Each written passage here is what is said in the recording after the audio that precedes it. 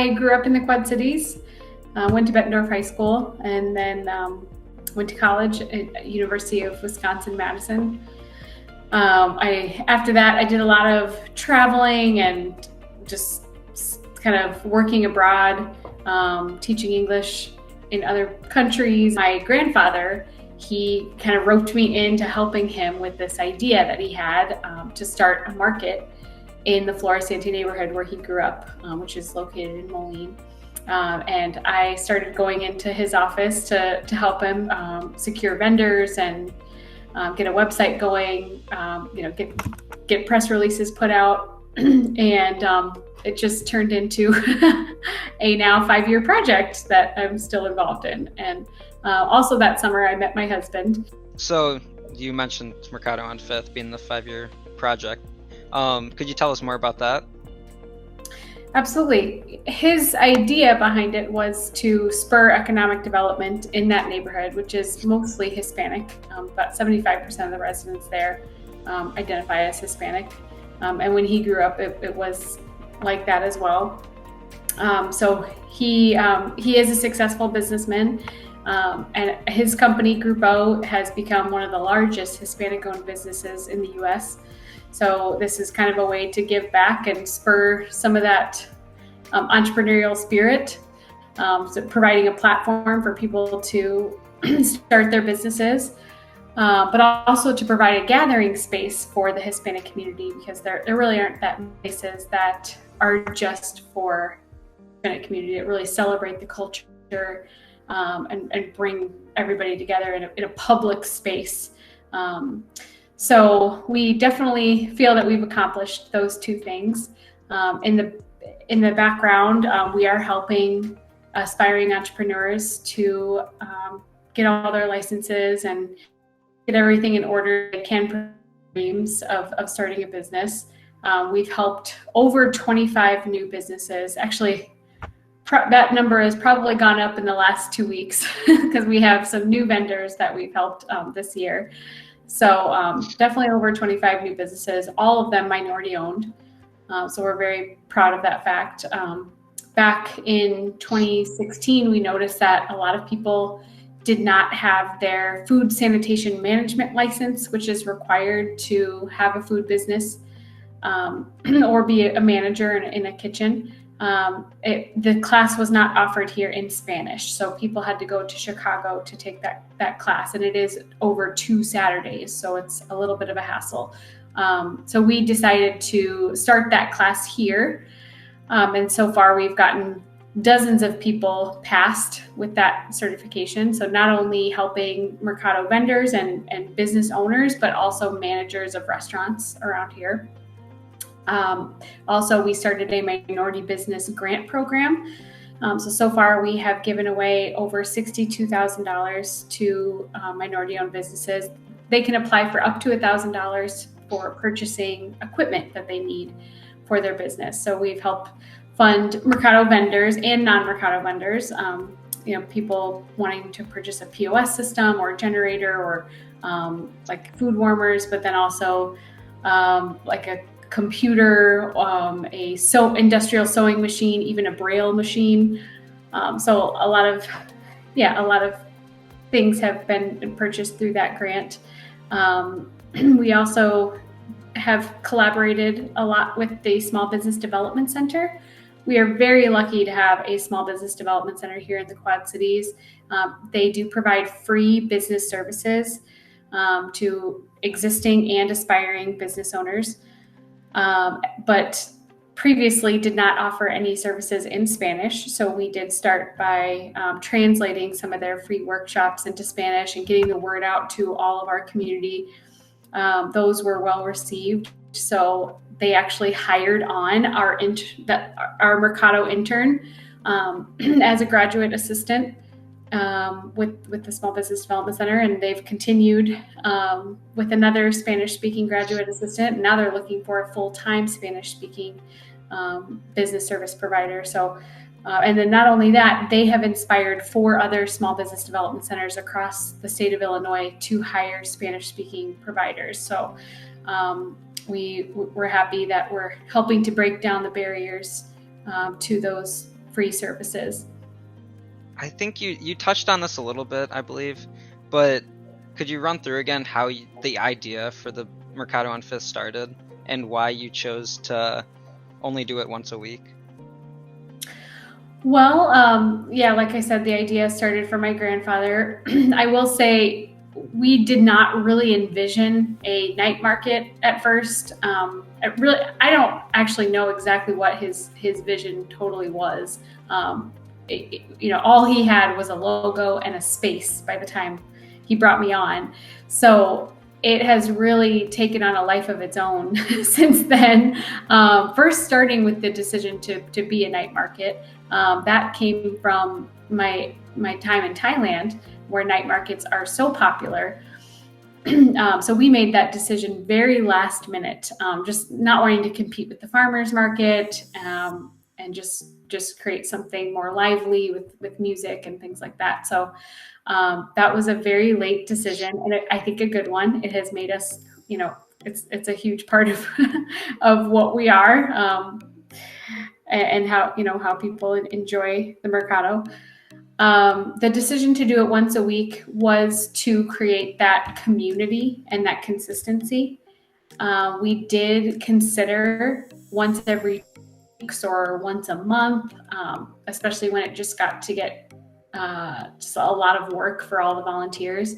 But really, it's so nice to just know that on Friday, you can go down there. You don't have to look at your calendar and figure out, okay, is this one of the days? And also, it's become just a consistent place for people to go on Friday nights. Like, we get a lot of people who are there every single week, and it's just become part of their routine, and they rely on it for their kids' entertainment. It's very affordable place to hang out. It's a place to see old friends and bring the whole family. So we're happy to provide that consistency. And so would you say you have consistently the same vendors, or does it mix up each week? The food vendors mainly stay the same. We do get a few who are trying it out or maybe can't be there all the time due to other commitments. So every market there is a difference in vendors, but we do have like our core group of people that are there every time and you can rely on. Same thing with the retail vendors. I think there's more variability with the retail, mainly because a lot of people don't come down to Mercado to shop. They are coming down to eat and enjoy. And so with retail, people will come down and get their name out maybe once a month. So we get a kind of a rotation of retail vendors. Yeah, I was just at the farmers market this Sunday, actually, in Davenport. And have you been to that one? I have. Is it similar? Like, I know you said it's more of like a nightlife kind of vibe to it at Mercado on 5th. Is it a similar business model though? Maybe similar model, but very different experience for patrons. There are tons of activities for kids. So we have like a whole kids zone with bounce houses, and we have nonprofits that set up. Also just community partners like the Putnam and John Deere that are putting out activities for kids. We also have tons of seating available. So a lot of people will come down, get their food and sit down and just enjoy the night. And then there's a dance floor. You'll see a lot of people dancing throughout the night. It is a place to like get dressed up and meet your friends, like kind of a meetup spot. So in that way, it's different feeling. And did you say you met your husband in the Quad Cities? Yeah, he's actually an Augustana grad. Oh, really? Cool. And is a journalist. went through journalism school there. Yeah. Awesome. Yeah. So did you guys just decide to settle here because that's where he lived and you thought it was a nice place? He loves the Quad Cities. So do I. My family's here. He had a great job. So, I had Mercado to work on. So it's just been natural to stay. We both have connections to Madison. He's from Madison and I went to school there. So, there's a possibility we would move there someday. But for now, we're very happy where we are. Is this your main job, or since it's just on Fridays, do you do other stuff, or do you basically plan it every week? Historically, I have been the director part-time, so I held a job outside of things, but now it has become very demanding. It's become a very large event, and we are also expanding into Davenport this year once a month. We're doing more services for vendors and business owners behind the scenes. So we did hire a time director. Her name is Maria Rocha. So I am kind of just serving as just a support. So we check in with each other every day, and I've got kind of the historical background. I can help to guide her, help make some of the decisions. So yeah. So at the beginning of your business and when you decided to start it, what kind of difficulties did you run into? Well, first I should clarify, Mercado on Fifth is considered a nonprofit. So we did have, and then the difficulties, forming a nonprofit can be challenging. You really have to hire a lawyer to help you with that.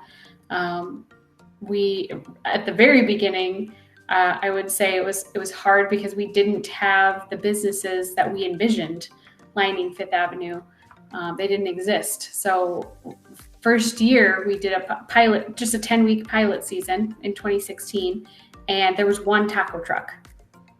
So over that winter, we received a lot of calls from people who were interested in starting their businesses and wanting help.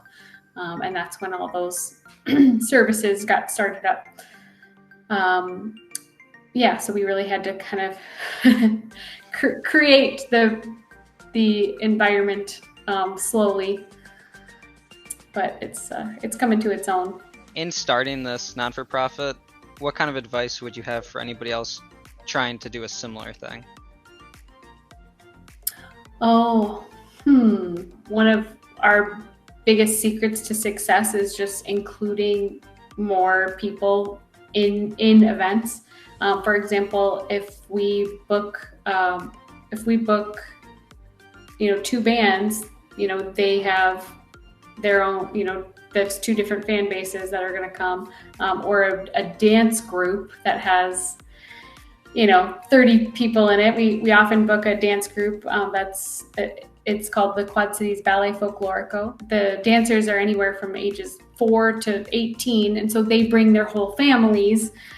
When you include nonprofits to come in and different kids activities and more vendors, like just everyone has their network that they're going to invite and just create a more stable customer base and just more lively environment. So collaboration for us has been key, and also to not duplicate services. So we could have been providing a lot of the kids activities ourselves, but instead we ask organizations like the Putnam Museum to come and provide those. They've got a system down for it. So we try not to recreate the wheel with anything, and just have lots of partners. Being in the Quad Cities is a big asset. I think people are very willing to collaborate, and it is a small enough community where you can just develop relationships with a lot of key players. And my net has grown so much because of this project, and I feel really blessed because knit community Quad Cities and everyone is willing to help out and collaborate. I feel like in a bigger city like Chicago, it would be harder to do that. And then you have organizations that are way bigger and maybe don't have time for smaller events, or you just, I don't know, I'm just speculating, but maybe wouldn't develop as close of relationship with different partners. So I think this is a great size community for something like this. Have you ever considered the idea of expanding into the rest of the Quad Cities, or even beyond the Quad City region? The thought has crossed our mind, especially because we are fairly mobile. A lot of our event equipment fits into several trailers. And then, all of our vendors are mobile as well. But so this, going into Davenport, it is just once a month. So we're having just 5 events this summer. We don't want to burn out ourselves or our staff. So I think if we did try to expand into other cities, somewhere like Muscatine or something like that, we would have to have like a whole nother crew of people like on another day, and even vendors as well, because vendors, they get burnt out and tired. It's like, but it can be done. We have helped other communities to get started. We've consulted with a group in Iowa City who's getting their diversity market started this summer. So they got some tips from us. Also, there's a market starting in the little village of Chicago. So we had talks with them just to talk about best practices or just what we've learned. So it's been nice to help kind of spread the model to other organizations who are able to do that. Did you get any advice when you started your company that really helped you grow?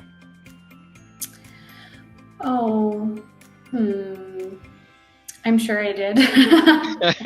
I got a lot of advice starting up. I just surrounded myself with a good crew it was kind of like an advisory board of really committed people in the community that love Mercado. So, from Global Communities, they really helped to teach me how to write grants and just become a more legitimate nonprofit, how to do 5-year plans and track data, which is important for grants. We had a lot of people in the Hispanic community, especially from LULAC, Moline, that helped with the programming of all the events, giving advice on bands and things like that. And our current board president, Jane O'Brien, she's a fundraiser in the community and has helped to guide a lot of the fundraising and also just the collaboration, since she has so many relationships here. So I would give another person advice to just surround yourself with good people and don't be afraid to ask questions. Like, find those champions, find the people that really want the project to succeed, and just keep them close. And in terms of your project, did people come to you when they heard about it, or how did you seek out those champions, so to speak? I think actually a lot of those people were sought out by my grandfather originally, because when he had the idea, he kind of put some feelers out, like to people he knew were great community leaders and who would get behind it. So he kind of helped get me started with that. Since then, we have sought out different people themselves, and then people have just come to us. I can think of our operations assistant who started as a volunteer in high school and just kept on coming, just loved the environment, and we just kept putting him to work. And then so now he's on our payroll and helping out a lot, and helping make decisions. So what would you say motivates you day in and day out to keep this project running? Well, I think being at the events and seeing the demographic that's coming out every Friday night, it brings me a lot of joy to see such a broad range of ages enjoying this environment, and that people can, like you can come with your grandma and grandpa and mom and dad and teenage brother and a young sister, and everybody is going to have a good time. So I think that's really special, and that it has become such an important place for the Hispanic community to come out in droves and just celebrate culture and celebrate their roots. So it's a beautiful thing. Also, just to that's a big motivation for me. It's the gathering place aspect. And recently I've noticed that it's become a very popular place for teens. I love seeing so many teens coming out, dressing up and meeting their friends and having a great time, and having a safe space for them and a cool space for them. Creating memories. I think that, our youth are so important. So that kind of keeps me going.